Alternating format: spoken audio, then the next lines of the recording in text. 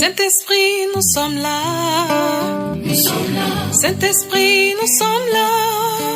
Nous sommes là. Saint-Esprit, nous sommes là. Nous sommes là. Saint-Esprit, nous sommes là. Nous sommes là pour t'adorer et te louer.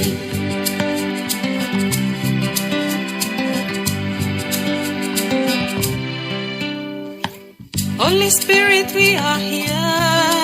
We are here. Holy Spirit, we are here. We are here. Holy Spirit, we are here. We are here. Holy Spirit, we are here. We are here to worship you. Sœurs et frères au bout des ondes, en ce premier jour du mois, premier jour ouvrable de la semaine, renouvelons notre foi en Christ et glorifions notre Dieu. Dieu est pour nous un refuge et un appui, un secours qui ne manque jamais dans la détresse. C'est pourquoi nous sommes sans crainte quand la terre est bouleversée et que les montagnes chancellent au cœur des mers. Amen.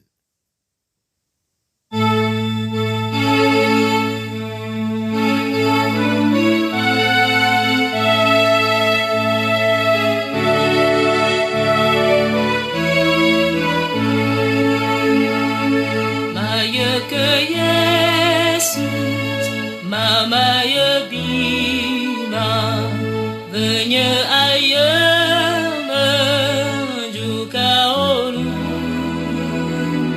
de maya kanya mamana mane mabuni vanya Jesus eta maya ke Jesus maya ke Jesus maka tebe babaweta maya ke Jesus mama ya bima manya avanya Jesus eta. Frères et sœurs dans la foi, le livre de Ecclésiaste chapitre 12, versets 1 à 10, fait l'objet de notre méditation ce matin. Ecclésiaste 12, 1 à 10. Là, nous lisons: Pendant que tu es jeune, n'oublie pas celui qui t'a créé. Souviens-toi de lui avant que viennent les jours du déclin et le moment où tu diras: je n'ai pas de plaisir à vivre.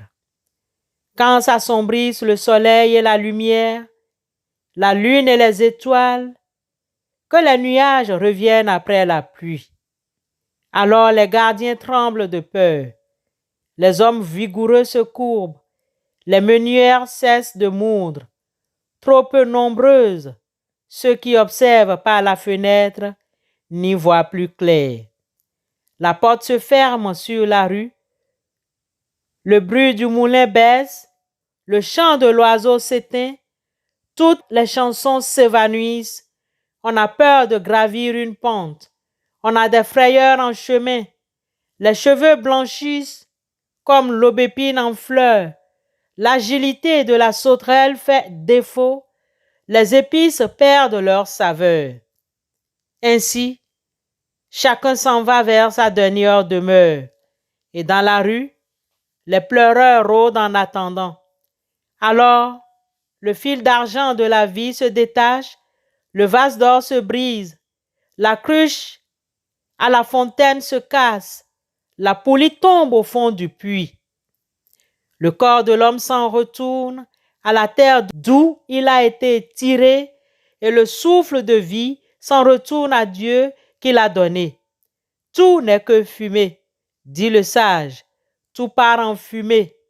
Il faut encore ajouter que le sage n'a pas cessé d'enseigner au peuple ce qu'il savait. Il a mis en forme beaucoup de proverbes après avoir soigneusement examiné leur valeur. Amen. Bien-aimés au bout des ondes, recevez la grâce et la paix de la part de Dieu le Père, le Fils et le Saint-Esprit. Amen. Le thème qui retient notre attention au cours de cette semaine est « Jeunesse, profite de ta vie avec discernement ». Cette réflexion trouve sa juste place dans le livre de Ecclésiaste que nous avons lu. En effet, pour une bonne compréhension de ce thème, nous abordons dans un premier temps et d'une façon générale le contenu du livre d'Ecclésiaste, ensuite ramener le texte dans notre vécu quotidien et voir enfin quelles leçons tirer à partir des conseils qu'il donne aux jeunes. Bien-aimés, l'Ecclésiaste est le livre du prédicateur. Que ce prédicateur soit Salomon, qui pourrait en douter? Cependant, des savants qui ont l'habitude de mettre tout en doute, sauf leur propre science, le nient. Cette négation n'a du reste pas lieu de nous étonner, car aucun homme, fût-il le plus instruit, ne peut comprendre les plus simples pensées de Dieu que par l'Esprit de Dieu. Le croyant ayant reçu cet esprit, qui sonde toutes choses, est capable de comprendre les secrets de la sagesse, le but de Dieu, en nous donnant ses instructions et le profit que nous pouvons en tirer. C'est précisément ce que va faire le prédicateur. Il veut rassembler autour de lui ceux qui ont des oreilles pour entendre, afin de les instruire et de leur communiquer ses expériences. L'enseignement du prédicateur a un caractère tout particulier que l'on ne rencontre dans aucun livre de la Bible. Bien-aimés, dans l'Ecclésiaste, au milieu des circonstances qui ont suivi la chute, mais avec la faculté de jouir de tout ce que la terre présente à l'homme, la sagesse de Salomon ne lui apporte aucune satisfaction. Tout est rongement d'esprit. La corruption est mêlée à tout. Un ver est au cœur même du plus beau fruit. Et c'est à la fin d'une longue vie que le prédicateur affirme ces choses. Alors, je me suis consacré à l'étude et à la recherche. J'ai voulu saisir ce qu'est la sagesse et quelle est la raison d'être des événements. J'ai appris qu'être méchant ou sot, c'est insensé. Je l'ai constaté. La femme qui est un piège donne plus d'amertume que la mort. Son amour est comme un filet et ses bras comme les liens. L'homme agréable à Dieu lui échappe, mais elle a prise sur le pécheur. J'ai considéré les choses une à une pour en découvrir le sens, et j'ai cherché longtemps sans résultat.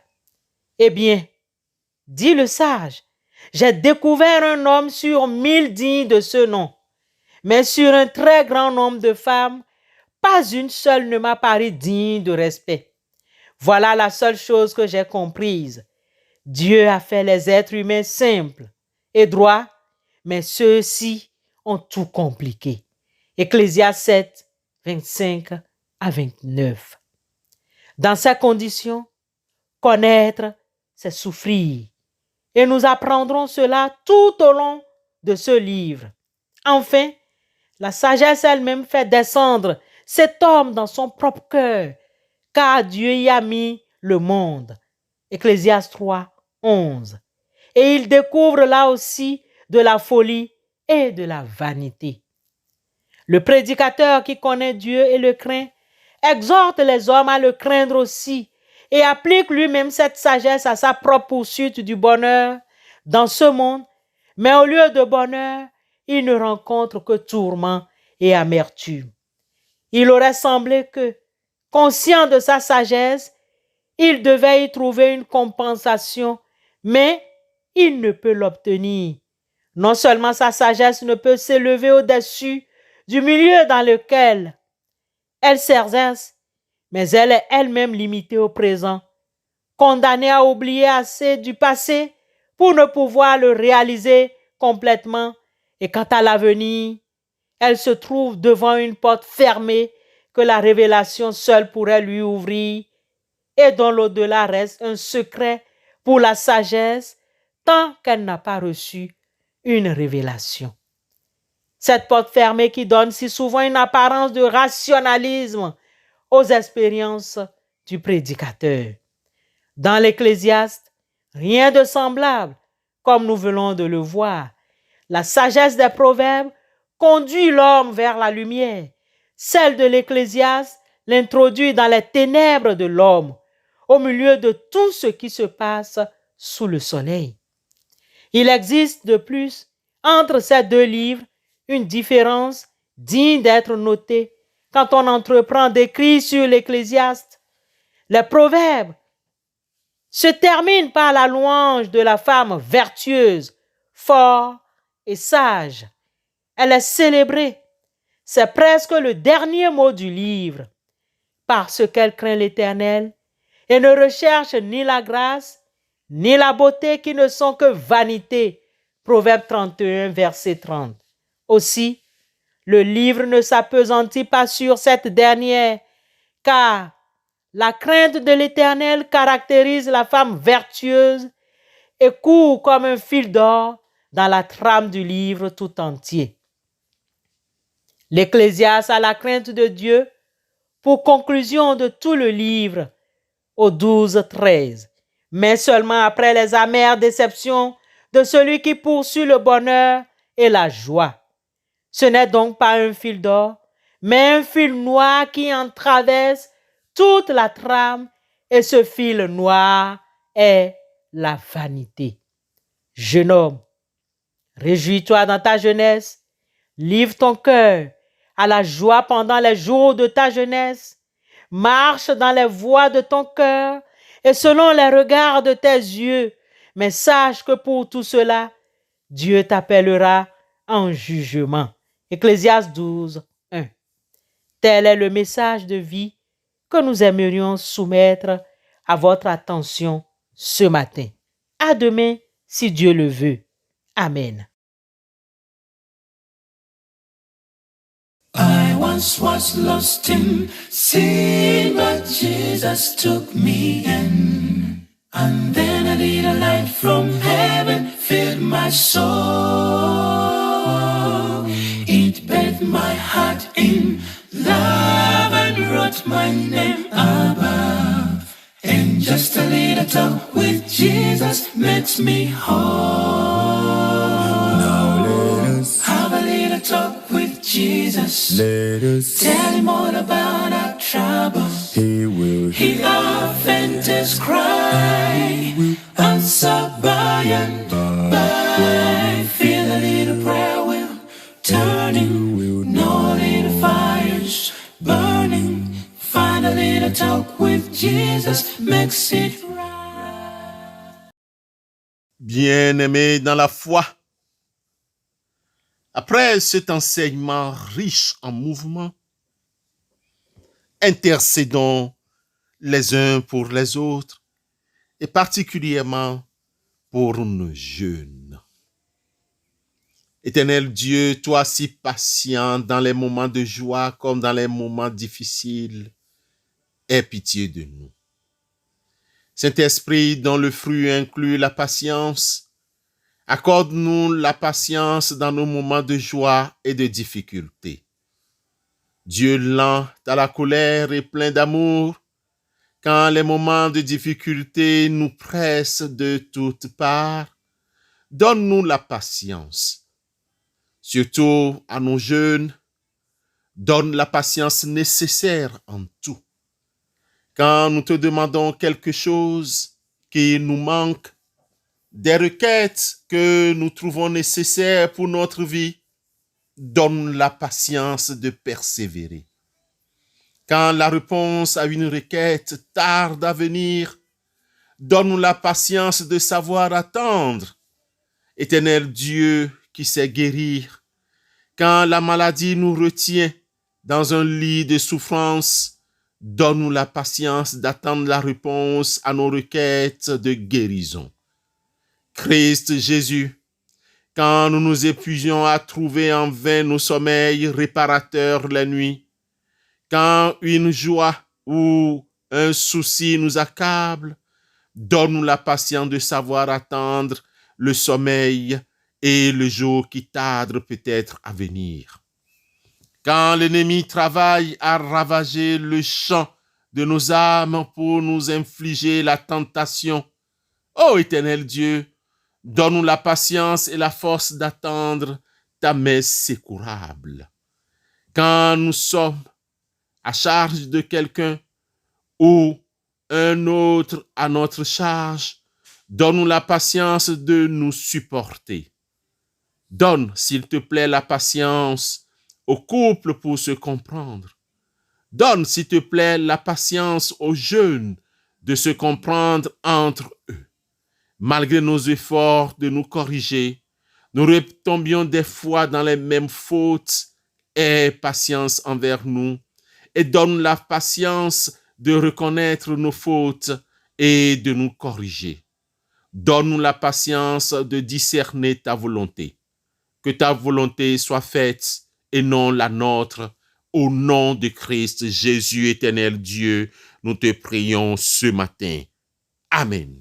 Ukutendereza Yesu, Yesu oli mwana gwandika, omusai gwogunaziza, nebaza omulokozi. Yesu mulokozi wange, lelo nze uwoweka, omusai gwogunaziza, nebaza omulokozi.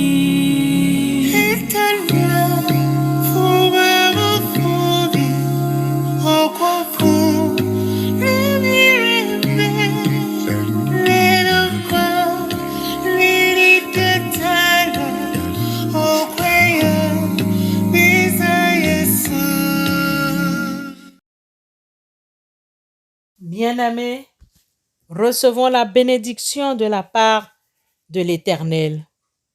Que l'Éternel te bénisse et qu'il te garde. Que l'Éternel fasse briller sa face sur toi et qu'il t'accorde sa grâce.